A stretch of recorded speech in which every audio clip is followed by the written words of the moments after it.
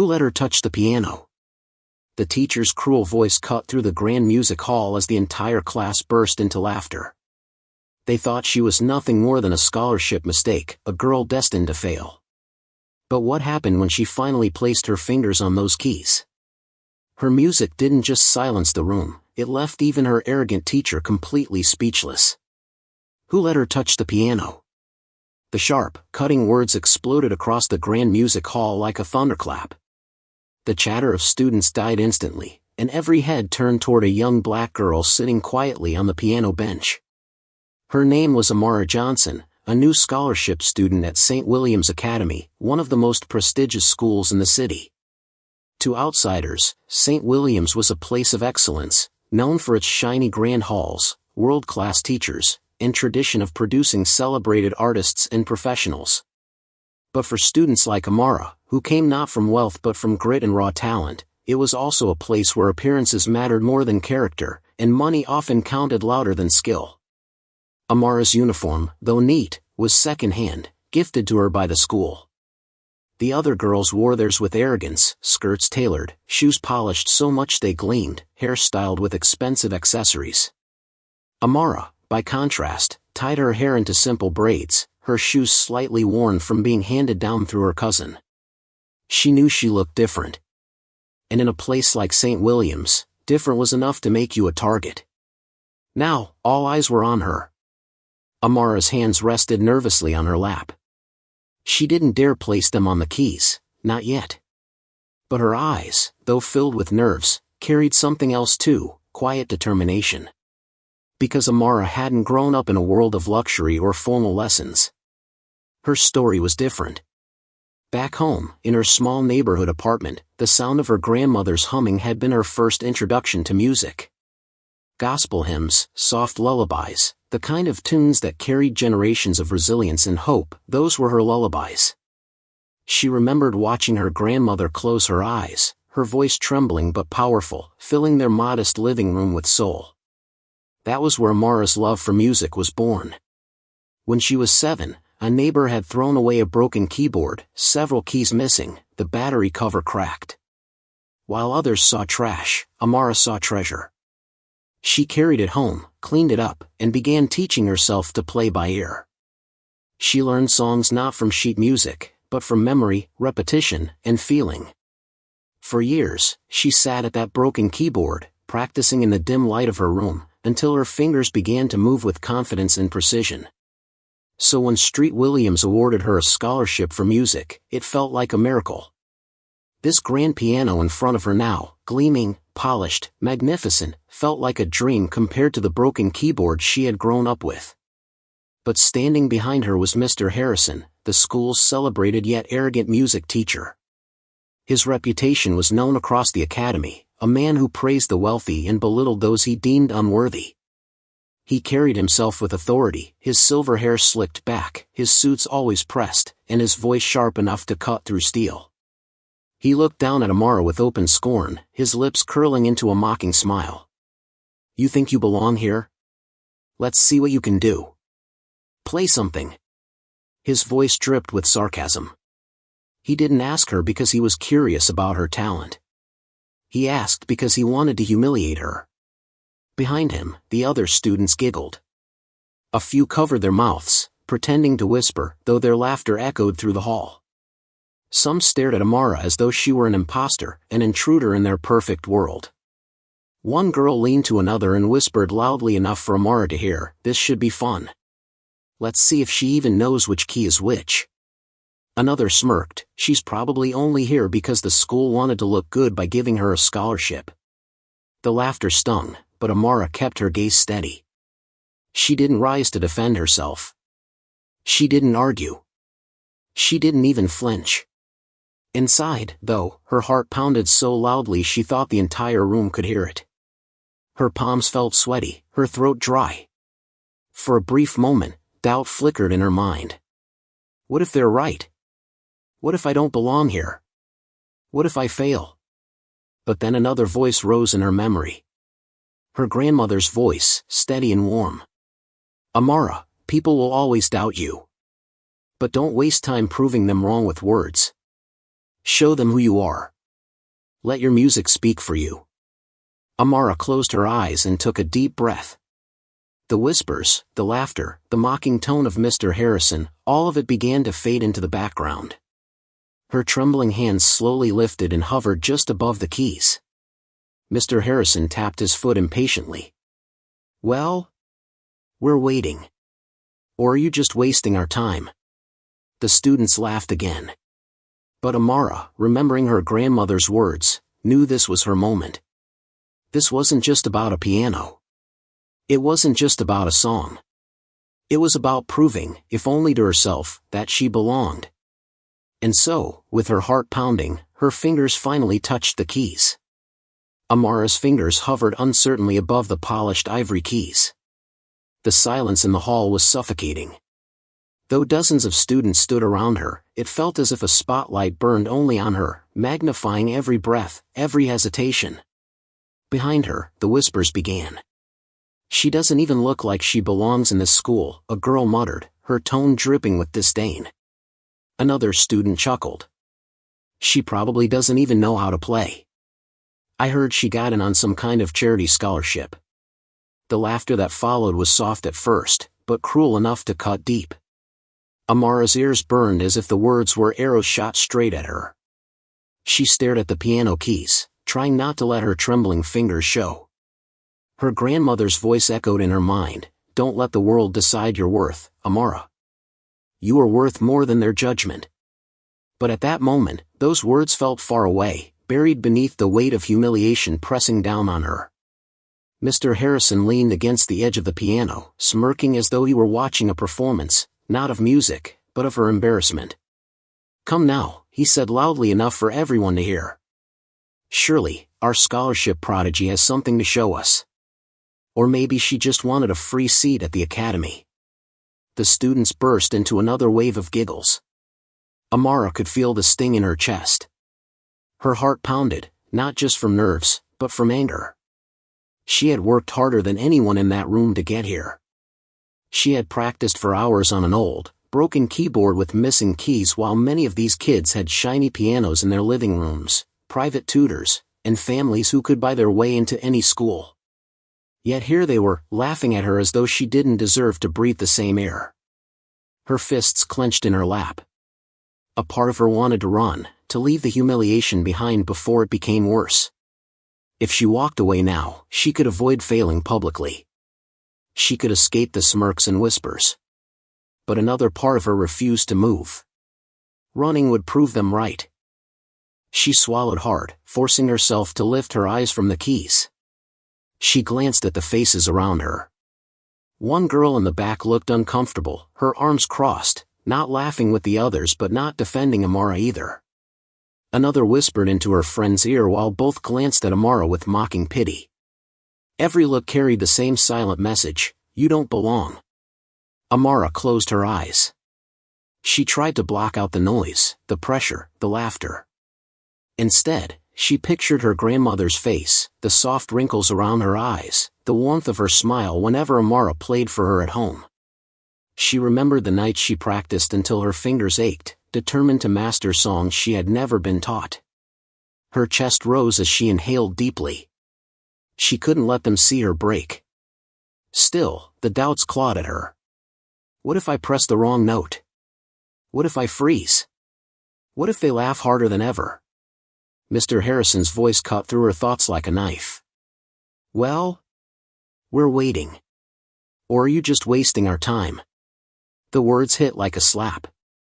The students laughed again, and the sound echoed across the hall like cruel applause. Her hands shook as she finally placed them on the keys. The piano was smooth, flawless, so different from the battered keyboard at home.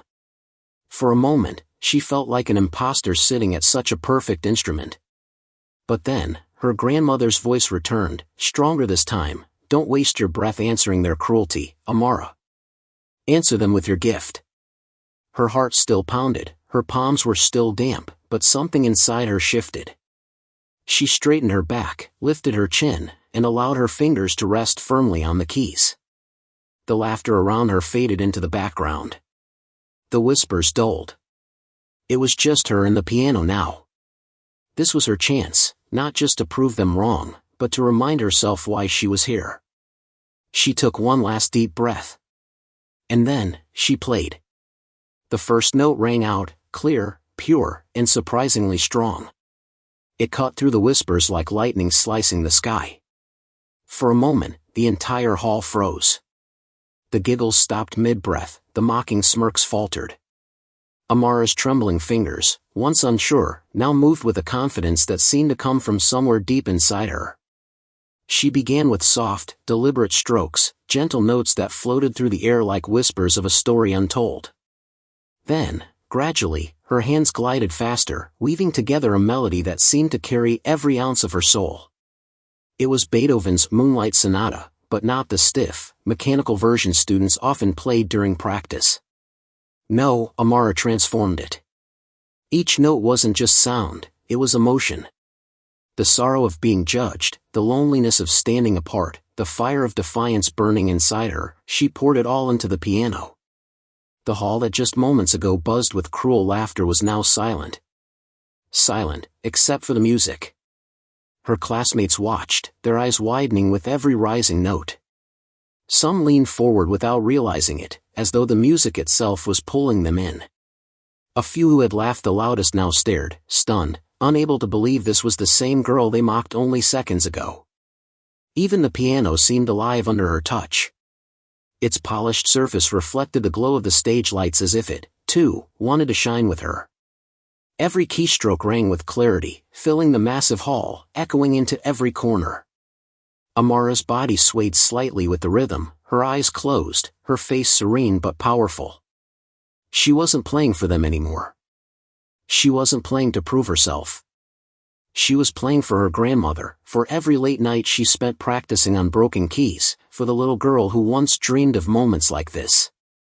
Her classmates had expected clumsy mistakes, maybe even a nervous collapse. Instead, they witnessed something extraordinary, a performance that carried more heart and honesty than any polished recital they had ever seen. The music grew richer, deeper, each chord striking not just their ears but their hearts. Some students felt an unfamiliar tightness in their chest. Others blinked rapidly, almost embarrassed by the emotions the music stirred in them. And standing at the back, Mr. Harrison, the man who had orchestrated this cruel test, could no longer hide his surprise. His smirk had disappeared. His arms, once crossed in arrogance, slowly dropped to his sides. His eyes locked on Amara, and for the first time, there was no scorn, only disbelief. This wasn't the performance of a frightened girl. This was the performance of an artist. As the final notes rippled into silence, Amara let her fingers linger on the keys before gently lifting them away. The sound faded, leaving behind a silence heavier than any noise. No one laughed now. No one whispered. The hall was still, every student holding their breath as if the spell of her music hadn't quite let them go. And Amara, chest rising with controlled breaths, kept her eyes closed for a moment longer. Because in that silence, she felt it, she had spoken without words. She had told her story. And they had all heard it. Mr. Harrison stood absolutely still. Just moments earlier, he had been so sure of himself, convinced that Amara would stumble, that she would prove him right in front of the entire class. But as the final note faded into silence, he felt the weight of his arrogance pressing on him like never before. The mocking smirk on his face had vanished. His jaw tightened, his brow furrowed, and for the first time in years, the great Mr. Harrison didn't know what to say. Around the room, the students remained in stunned silence. No one giggled. No one whispered. They were caught in the spell Amara had cast over them. Even the loudest troublemakers, the ones who had sneered and laughed at her when she first sat down, couldn't find their voices. Then, slowly, the silence broke. A single clap echoed from the back of the room. Then another. Soon, the sound grew into a wave of applause, rolling through the hall. The same mouths that had whispered cruel jokes now cheered and clapped for her. Their faces were lit with amazement. "She's amazing," one of them whispered, almost in awe. Amara, however, didn't turn to bask in the applause. She didn't smile triumphantly or gloat. She simply rested her hands in her lap again, her breathing steady, her expression calm. She had played not for their approval, but for herself, for her grandmother, for the little girl who had once dreamed of this moment. Mr. Harrison finally cleared his throat. His voice, usually sharp and commanding, cracked slightly. "That," he muttered, struggling for words. "That was extraordinary." It was the closest thing to humility the students had ever heard from him. Amara turned her head, her eyes meeting his. Her voice was soft but steady, every syllable deliberate. "You asked me to play. I hope I didn't waste your time." Her words cut sharper than any insult. Not loud, not angry, not cruel, simply confident. And that confidence struck harder than defiance ever could. The students shifted, exchanging glances. Some smirked, not at Amara, but at the irony. The teacher who had mocked her was now the one left speechless. Mr. Harrison adjusted his tie, trying to maintain composure. "Yes, well, it seems I underestimated you," he admitted stiffly. For a man like him, those words were a rare concession. But for Amara, they meant little. She didn't need his validation anymore. She had already proven herself. The applause grew louder, echoing through the music hall as Amara rose from the bench. She stood tall, chin lifted, not with arrogance but with quiet pride. She no longer looked like the nervous girl who had sat down moments ago. She looked like someone who belonged, truly belonged. Mr. Harrison watched her, still shaken, still replaying the music in his mind. For the first time in his career, he realized that talent couldn't be measured by appearances, wealth, or background. True talent revealed itself. And Amara had revealed hers in a way that left him utterly speechless. From that day on, everything changed. Amara was no longer the girl they mocked. She was no longer the outsider with second-hand shoes or the scholarship student whispered about in the hallways. She had become something much greater, the girl who silenced an entire room with her music. Word of her performance spread through Street Williams Academy like wildfire. Students who hadn't even been in the music hall that day heard about the way she played, how her music carried something deeper than skill, soul.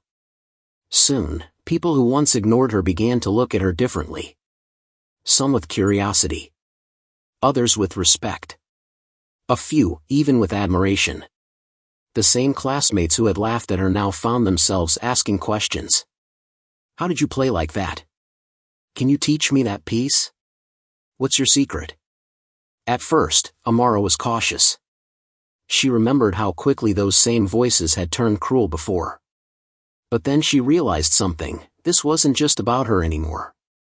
Her performance had touched them, and maybe, just maybe, it had changed the way they thought about people like her, people who didn't come from privilege, who didn't fit into their perfect, polished world. Even Mr. Harrison changed. He never apologized outright, his pride wouldn't allow it, but he treated Amara differently.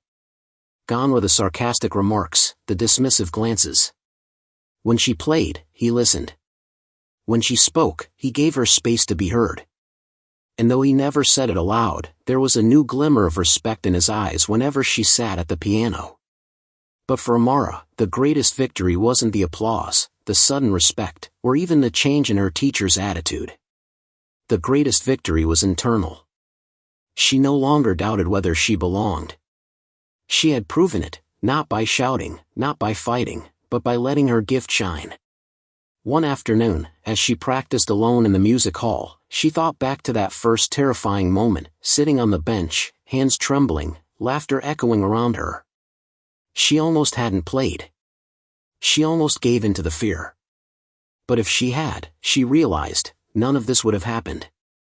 Her grandmother's voice echoed in her memory, "Show them who you are."